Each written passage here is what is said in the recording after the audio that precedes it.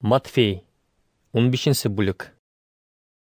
Шул вакыт Гайса янына Иерусалимдан фарисейдар һәм канун белгечләре килеп: «Ни өсөн һинең шәкертләрең ата-бабалардан күсә килгән йолаларны боза, ашар алдыннан кулдарын юмай?» дип һоранылар.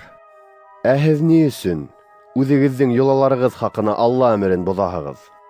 дип каршы төште Гайса. Алла атайың менән әсәйеңде хөрмәт ит һәм атаһын яки әсәһен хурлаган кеше үлергә тиеш дигән бит. Ә һез, кем атаһына яки әсәһенә мин һиңә бирергә тиеш булган бүләкте Аллага вәгъдә иттем ти, уга инде ата-әсәһен хөрмәт итмәһә лә ярай дип әйтәһегез. Буның менән һез үзегезнең йолагыз хакына Алла үзен юкка сыгараһыгыз. Ике йөзлеләр. Ишагыя пәйгамбәрлек иткән вакытында һезнең хакта кайһылай дөрес әйткән. Был халык мине теле менән хөрмәт итә, әмма күңелдәре миннән ерак. Уларның миңа табынуы бушка. Улар кеше уйлап сыгарган кагыйдәләргә өйрәтә. Гайса халыкты сакырып алып уларга: Тыңлагыз һәм шуны аңлагыз. Кешене авызына ингән нәмә түгел, авызынан сыкканы бысрата. Тине. Шунан һуң шәкертләре уның янына килде. «Һинең һүзләреңде ишетеп, фарисейдарның рәнҗүен беләһеңме?» дип һораны улар. Күктәге атам ултыртмаган һәр үсенте тамыры менән йолкып алынасак. Тине ул. Калдырыгыз шуларны. Һуҡырҙарҙы етәкләп йөрөүсе һуҡырҙар улар.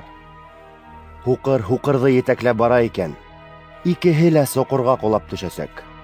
Шунда Петр унан: «Безгә теге кыссаны аңлатып бирһәңсе?» дип үтенде.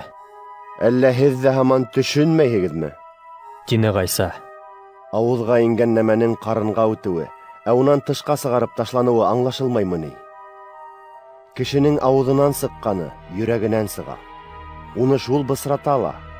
Сөнки яуыз ниәттәр, кеше үлтереү, зинасылыҡ, фәхешлек, урлашыу, ялған шаһитлыҡ ҡылыу, яла яғыу, бөтәһе лә кешенең йөрәгенән сыға. Кешене ана шулар бысрата. Ә йыуылмаған ҡул менән ашау түгел. Шунан Гайса Тир һәм Сидон төбәгенә китте. Шул төбәктә йәшәгән Ханаан ҡатыны уның ҡаршыһына сығып: «Әфәндем, Дауыт улы, миңә мәрхәмәтле булһаңсы.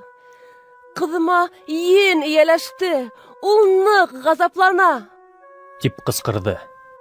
Әммә Гайса уға бер һүҙ менән дә яуап ҡайтарманы.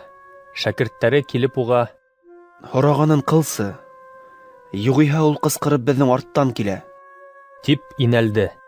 Мин Израиль халҡының юғалған һарыҡтарына ғына ебәрелгәйнем, дип яуап бирҙе Гайса. Ҡатын иһә яҡын килде лә уның алдына тубыҡланды.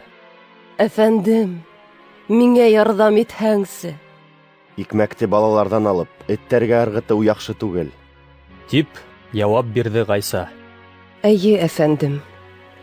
Тик эттәр ҙә бит хужаһының өҫтәленән ҡойолған валсыҡтарҙы ашай», тине ҡатын. Гайса уға: Эй, апай, һинең иманың ныҡ, теләгәнеңсә булһын, тине. Уның ҡыҙы шунда уҡ һауыҡты.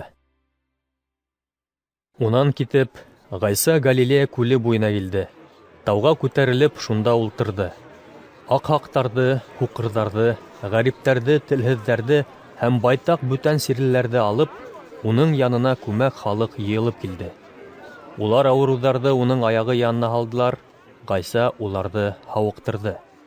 Телһеҙҙәрҙең һөйләшеүен, ғәриптәрҙең һауығыуын, аҡһаҡтарҙың атлап китеүен һәм һуҡырҙарҙың күҙҙәре асылыуын күреп, халыҡ таң ҡалды һәм Израиль Аллаһын данланы. Гайса шәкерттәрен саҡырып алды. Кешеләрҙе йәлләйем. Улар 3 көн буйы инде минең янымда, ә ашарҙарына бер нәмәләр лә юҡ. Уларҙы ас килеш ҡайтарып ебәргем килмәй. Юлда хәлдәре бөтөр.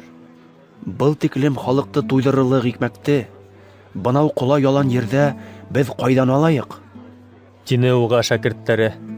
Һеҙҙең нисә икмәгегеҙ бар? 7 икмәк һәм бер нисә ваҡ балыҡ.